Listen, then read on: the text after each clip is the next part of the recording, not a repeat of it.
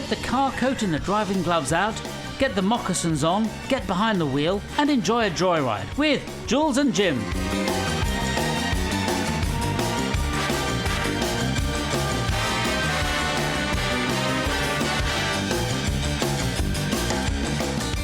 Are you sitting comfortably, Jim? Yes, thank you. Seatbelt on? Yeah, actually it is. Good, excellent. Here we go then. I'm delighted to welcome our guest. On this particular podcast is a true great legend, an icon of British popular music, whose music is loved throughout the world. A writer, a performer, and he is here with us today. It is Suggs. I was saying, I was looking on eBay and I saw a Rolls Royce with a cut crystal glass decanter in it. Yes, lovely. And that is, you get that in a Rolls Royce. So in your car, there'd be a lager in the back seat, and there would say on a Bentley, you'd have the ashtray would be a cigar ashtray, and it'd have the groove the size of a cigar, whereas on your Austin Ambassador, it'd be a fag-shaped groove. That's right. We could go on. My son-in-law, fun enough, his dad had a roller. He bought a ring for his wife and decided the safest place to put it would be in the ashtray, so he wouldn't forget it. As he closed the ashtray, what he forgot to remember is they just opened out onto the floor. Very simple technology, okay? They weren't daft, them Rolls Royce people. You don't want to be emptying that all the time. So he just goes straight onto the road. Yeah. That was the end. Straight onto your neighbour's drive. Never to be seen again. Are you a keen motorist? Did you see? I'm not. I wasn't wild, you know. I like cars and I like transport. What was your first car? First car was a Carman Gear. Do you remember that? Yes, yeah. Volkswagen Carman Gear. Volkswagen, you know, had all the look of a Porsche and would only go about 20, 30 mile an hour at a push. Yeah. The hard top or the convertible? I got a hard top, and I remember. In fact, it was a wedding present for my wife Anne, and I bought it in Luton, and it was snowing, and I'd never driven a car before in my life. It was a wedding present, but you bought it for her. But you'd never driven a car before in your life? No. So I decided to take, of all the people, Lee Thompson, our saxophone player. Now, for your younger viewers, a safe pair you of may hands. You may not know. He has something of a checkered history where, you know, the normalities of life apply. And did your wife's face light up with delight when she saw it? It did indeed, yes. Oh, yes. yeah. Got a I had a ribbon, Porsche Speedster, which is a similar, a replica one, the Chesil Beach one, and that was a similar sort of thing with a Volkswagen engine in it. But what I found was I was driving back from Rye one night, and it was across the marsh and very foggy and very misty, and I couldn't see anything out of the front, the windscreen, so I had to drive back stood up with my head above the windscreen. It's not very convenient, is it? I took a stance which was sort of like Gene Vincent, one leg forward on the accelerator and the other one back, so a kind of rock and roll stance. Yes, nice. I bet all the way across the marsh. I would have loved to have seen that, sort of like looking very... Did your blue cap fly off? Yes. I should imagine. But the other thing I remember was my mate said, you can actually put a Porsche engine in it. He said, the only thing is you've actually, because it was in the back, the engine, wasn't it, of the Carman Gear, like the Porsche. He said, the only thing is you've got to put 2 slabs of concrete in the bonnet to stop it flipping over if you put a Porsche engine in the back. Did you try it? I didn't. No. It was I couldn't get hold of the concrete slabs. What a lovely present. What colour was it, the Carman Gear? It was racing green, Oh, funny lovely. enough, Jules. I know you'll have a bit of racing green. Yeah, Lovely. yeah. Lovely. And then we had kids. You're not allowed to say that. You have to call it blue. Do you? What? It's bad luck to call a car British Racing Green. Oh, there you are. There's a top tip. Yeah. But I tell you what, I had to sell it when I had kids. Obviously, it's completely impractical. But then recently, I bought Anne another one for our 30th wedding anniversary. I got an acid yellow Carman Gear. But what I forgot was what I'd already said. It technologically is one of the hard. It's like driving a tractor, but going at sort of 2 mile. The wheel's like a boat. Like you try and drive around in London, you need sort of Popeye's muscles just to go left. I was in a motorway services driving in my Mercedes across Germany. But it wasn't motor. It was in the snow, and it was just like a little garage, really. And in the garage was a cafe, and a giant came in next to me. He was rather smelly with denim sort of dungarees, and he ordered this huge hot dog and then a litre of beer, which he then swigged out of the bottle, this whole litre of beer, which he consumed, burped, wiped the foaming beer and the sort of hot dog from his beardy mouth, went off in his gigantic sort of dungarees, got back in his lorry and drove off. Put it on auto drive, so, Berlin. What you've done is just describe Suggs.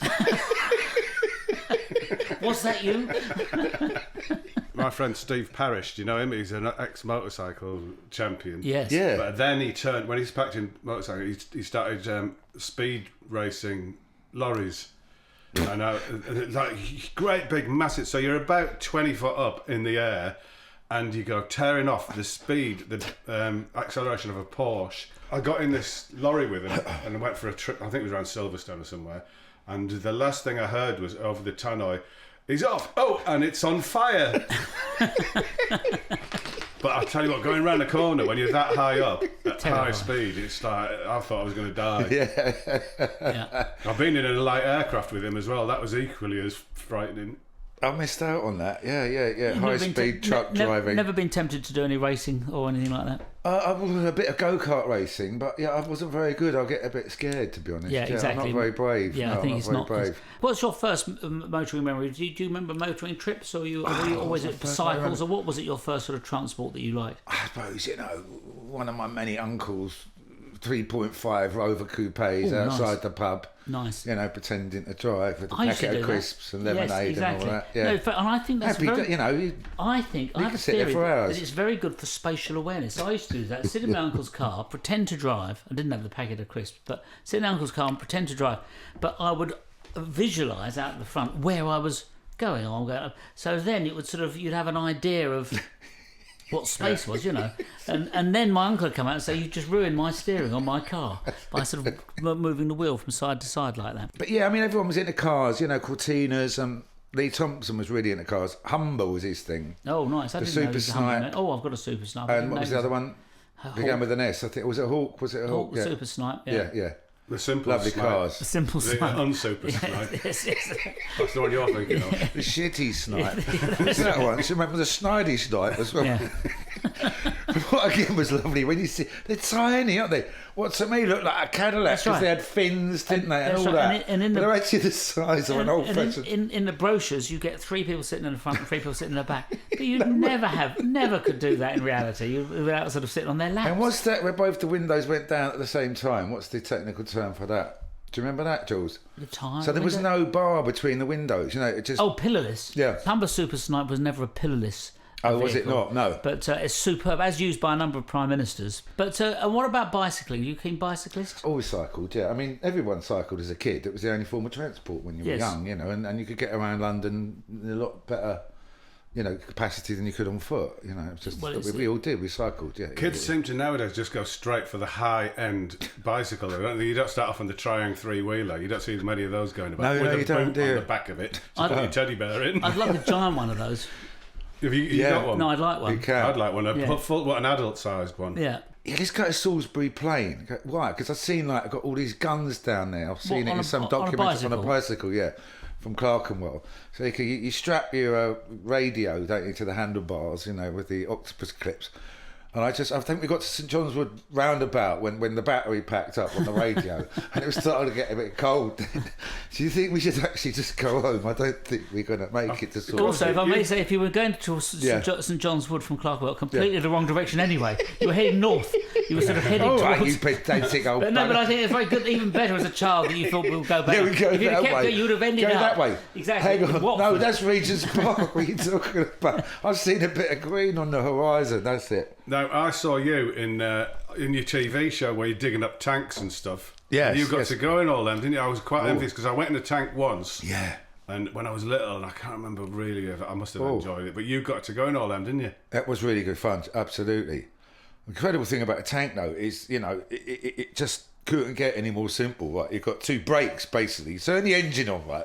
And the engine's supposed to chuck you forward. And all you're doing is if you want to turn left, you put that brake on. You want to turn right, you put that brake on. And it's as simple as that. And off you go. Quite claustrophobic, no? Tiny. Quite cross, okay? yeah, I wouldn't fancy being in a war, worrying about things. And the windscreen, the windscreen's a little letterbox, isn't But it? this is it. Well, you know what I mean? You can stick your head above the thing when you're not actually in combat, which for me was the great advantage. But no, I did all of that. Yeah, then Spitfire, probably the highlight of my life. wasn't it? Yeah. What an excitement.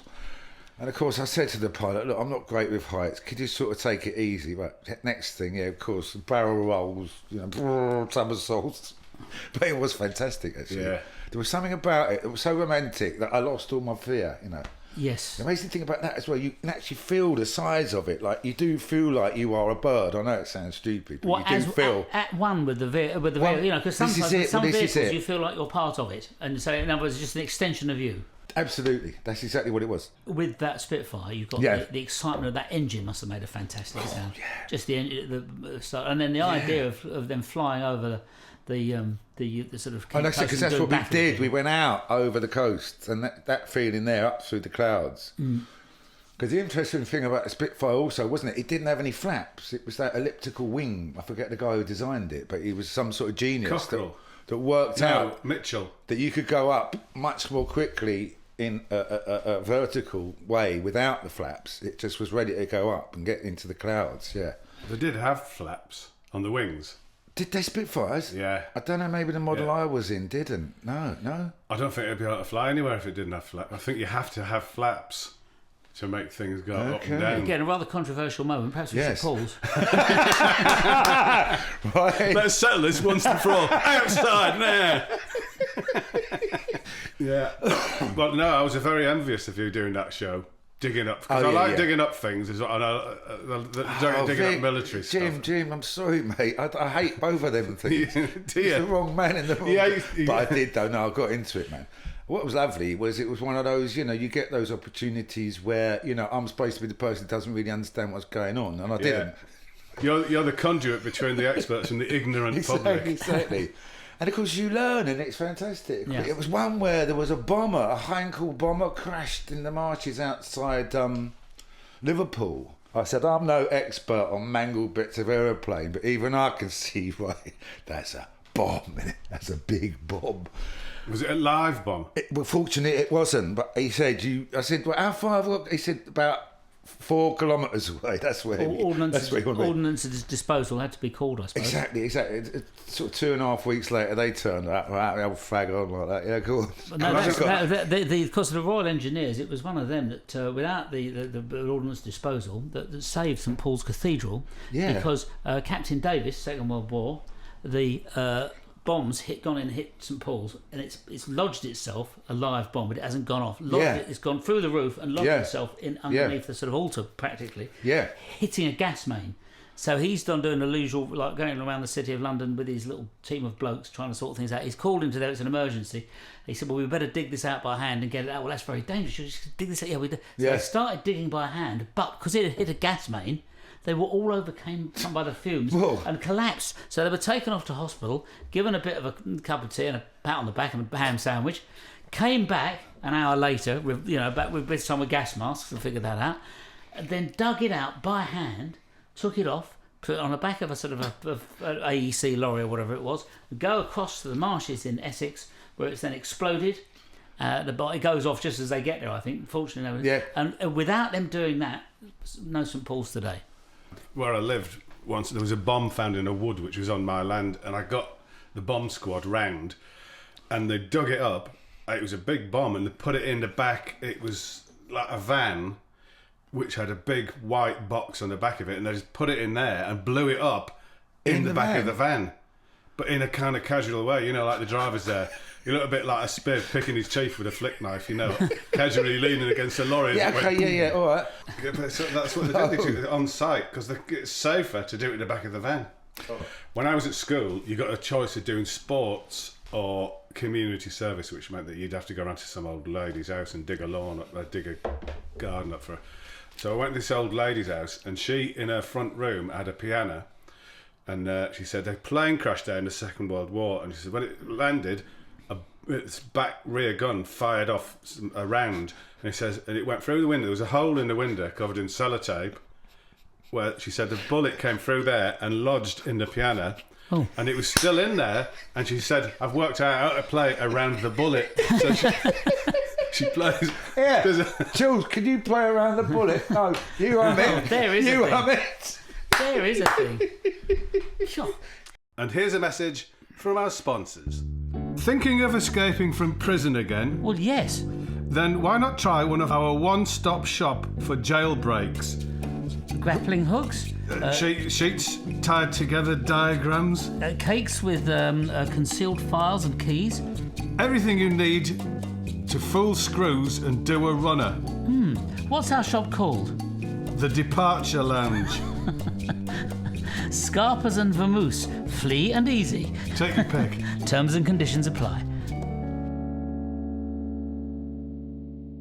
When you go on tour maintenance, do you go in a bus or do you go in individual vehicles? Well, it's funny, Jules. I was thinking about that. Yeah, I prefer the bus now. Strange, you know. I mean, but we were talking about, or you were, you know, how romantic flying used to be. And flying used to be really romantic. But it used to be, you wandered in, you know what I mean? There you are, you get your gin and tonic, you're on the plane and off you go.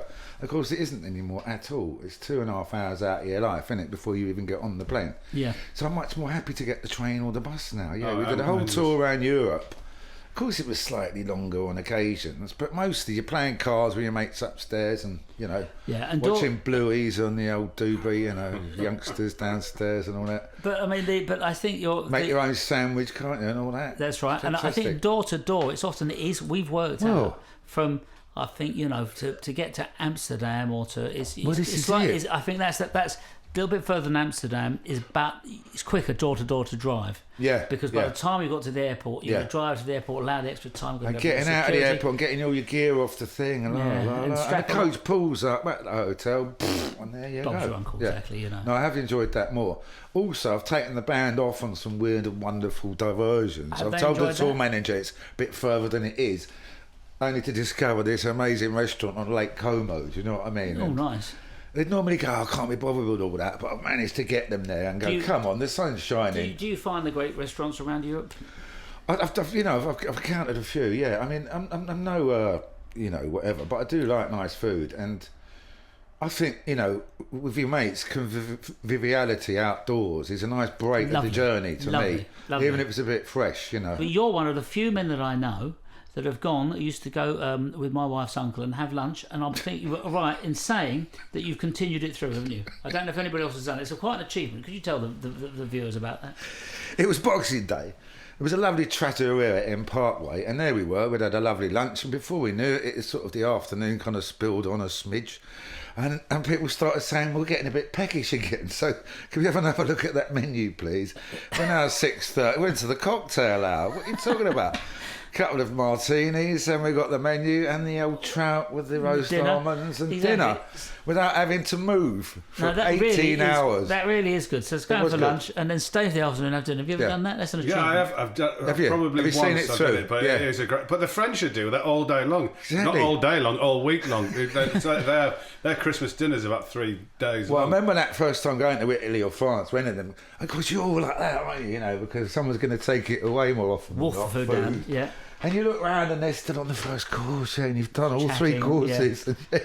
Sipping, I think they call it. Well, is it- Whereas this we're is- quaffing, aren't we? That's the sophisticated way of dining, isn't it? Like you know, like in Britain, you know, you have your egg and chips as quickly as possible so you can get back to A sandwich catchphrase. on your knee with your mobile phone and all that. But in southern Italy, I've got a house there, you know, not going on, but they still have that siesta 4 hours. They tried to do away with it, but they were up in arms. You're joking, you know. What do you mean I've got to work more than 3 hours a day? Leave me.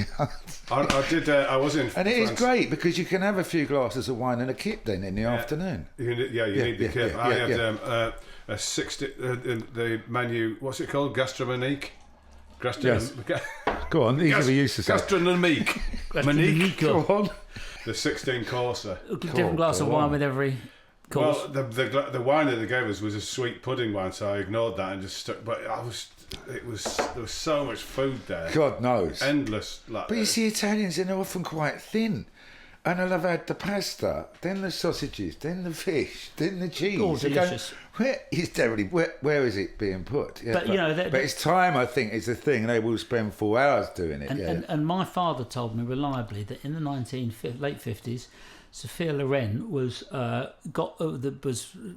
work for the Italian Food Marketing Board, because they worked out that if you ate spaghetti, it actually kept you. It was very good for you, made you thin. So she did an advert saying spaghetti makes you thin, which was a lovely idea. They were the days. Those are the days when I thought pasta would make you thin. Yeah, as long as you only eat it once a year, do you know what I mean? They did mention that part of it. And when you're in Italy, how do you get around? Do you cycle? Do you walk? Do you drive? I'll tell you what, Ferrari? I've got to say, now then, the little Ferrari. I bought this car, it's called a Fiat Sweet, right? It's probably the ugliest car I've ever made. Sweet, right? And it is, right? It's not got nothing to do with a 3-piece suite. I said, you're right. It's like that joke. How can you have half of a 3-piece suite? Anyway, SUITE, yeah. So it came just after the Cinquecento, which we all know is a beautiful car. You know, the original Cinquecento, the 500. Yeah. And this was the box version, right? It's terrible. €800. It goes like the clappers. It sounds like a Ferrari. It looks terrible. Did you say 800 years old? 800 years old. The oldest car. And the car's not brand new either. From the Roman Empire. I'm Spartacus. Anyway, it's a fabulous little car, and it gets you from A to B really good. Yeah. I did try I looked at one of those old Cinquecentos, beautiful red, white leather. Literally, my knees were sort of like out of the window. There's no way I could pretend to be able to drive I had a that. Messerschmitt, the little Messerschmitt. And you sit one behind the other. The Bublé, Michael Bublé. And that was, I used to get a lot of kids queuing up outside that, knocking on the door, so can I have a go in your clown car? It's a back to front Robin Reliant. That's 2 wheels at the front and 1 at the back. Yeah. My dad started driving, because he used to ride motorcycles, and I don't think he ever passed his test. I think you could drive a 3-wheel. He had a Bond mini car. Yeah. Oh, which was like fiberglass, wasn't it?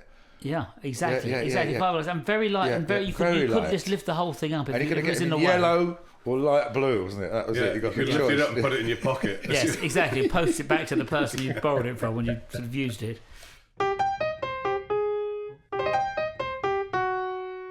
Have you got any dream cars left, Suggs, that you'd like to own? Well, this is it. We talked briefly. I have this kind of vision of doing the grand tour in the Rolls Royce Silver Phantom. Yeah, I wouldn't mind a bit of that. Yeah. When you say grand tour, where are you going to go? Well, down the Mediterranean.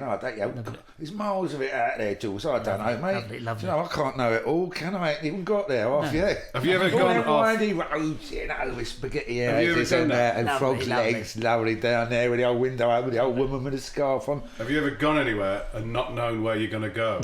Where you're going to end up? Most days of the week, Jim. How dare you say I got in 2 hours early this morning? And I really loved it, and I've never dared do it again. Where'd you go? Well, I just went off. But where did you start? In London, and I ended up going around Norfolk and then Scotland and all over everywhere. But you just look at a road at random and go on. Yeah, going places.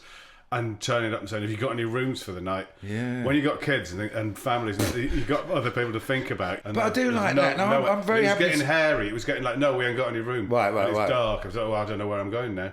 Well, that's it. You're absolutely right. Yeah, when you got the kids in the back, that's not...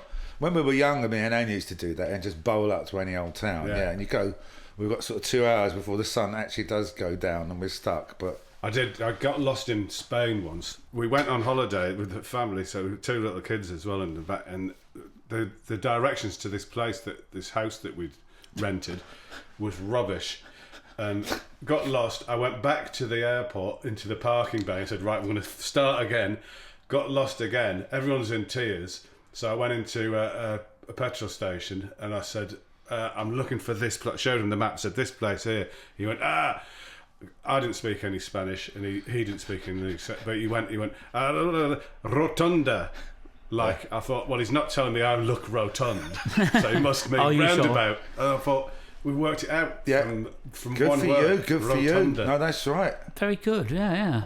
The going round. I do remember actually another one was, we were doing that in France. And we couldn't find anywhere to stay. It was Independence. What's it called, French? When there's Independence, what are they called? The Bastille Day. Bastille Day. That's it. Thank you. And of course, it was much busier than I thought it was going to be. But now we're in tandem with these Germans, right, just ahead of us, right? And they pull in, right, and it's full up, right? So then we overtake them. We get to the next auberge, that's full up. And I can see them overtaking us. Right? And this went on for some time until we finally beat them to the only gîte or whatever it was that still had a bed left.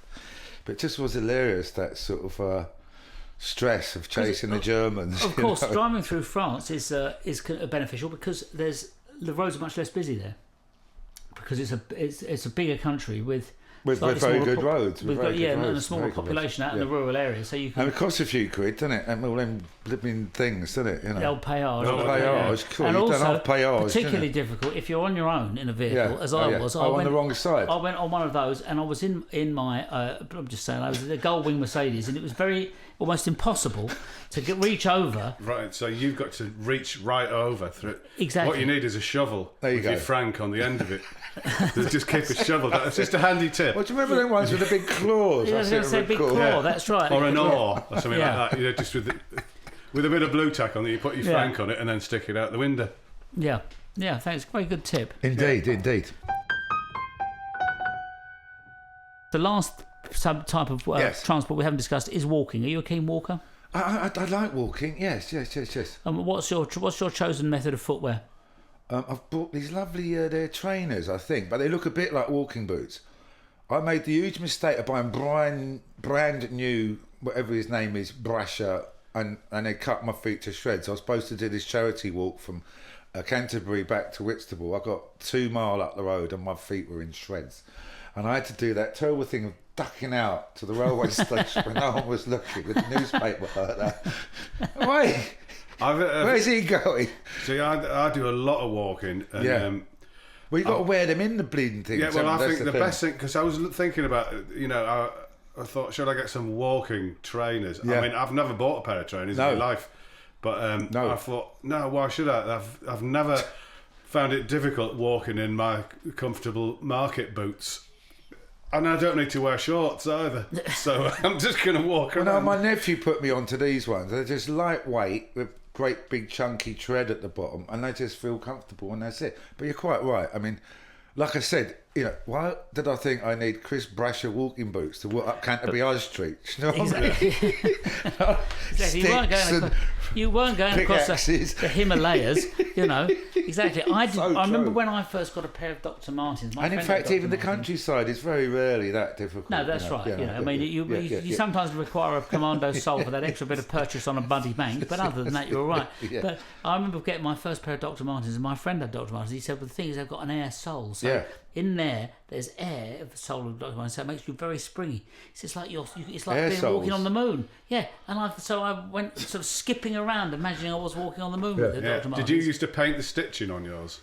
I don't remember that I did. No. I did. Yeah, that's what that was the thing. You used to paint your stitching yellow. The little stitches around the outside of the sole. I also painted the sole white.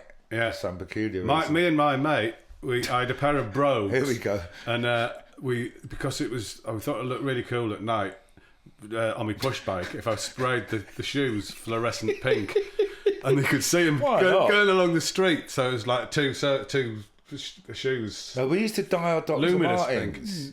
Yeah. It was called Lady something. Lady Esquire. And if you sniffed that, you get slightly... You know what I'm saying? It's a double whammy. So you're getting high while you're painting your Dr. Martens luminous green. Fantastic. Yeah.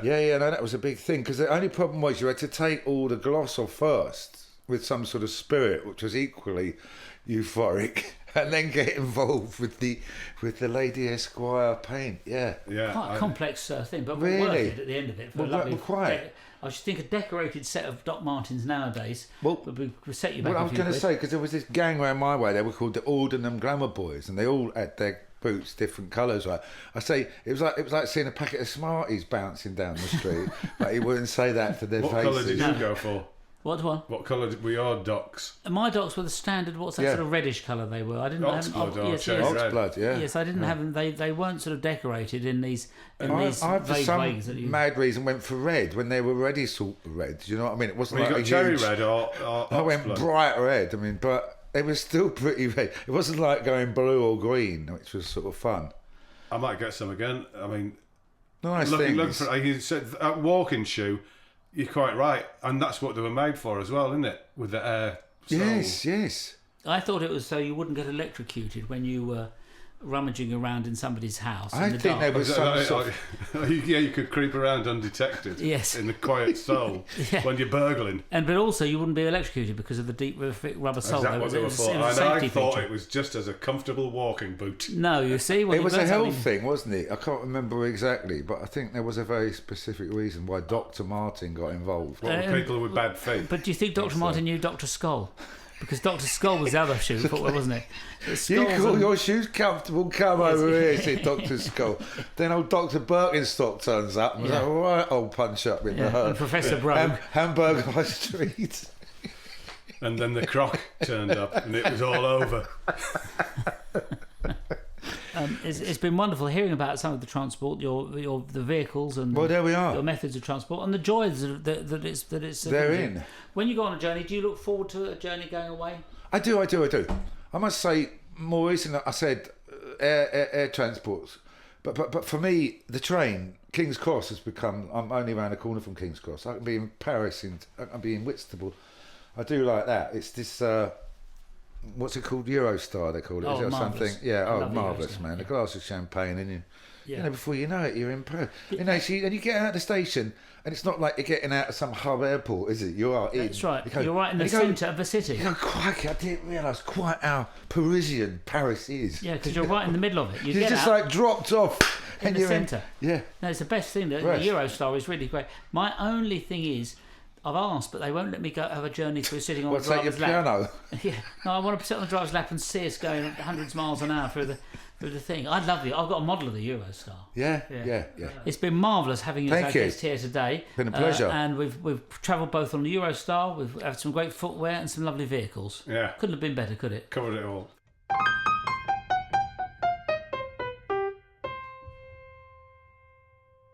There goes Suggs driving back to Whitstable in a tank, Very unusual that. Yeah. Very unusual to have a tank. driving slightly erratically. I think. Yes, with a Mini Cooper strapped on the roof rack on top of the tank. Yeah. This podcast was produced and edited by Molly Stewart. Sound engineers were James Stewart and George Latham.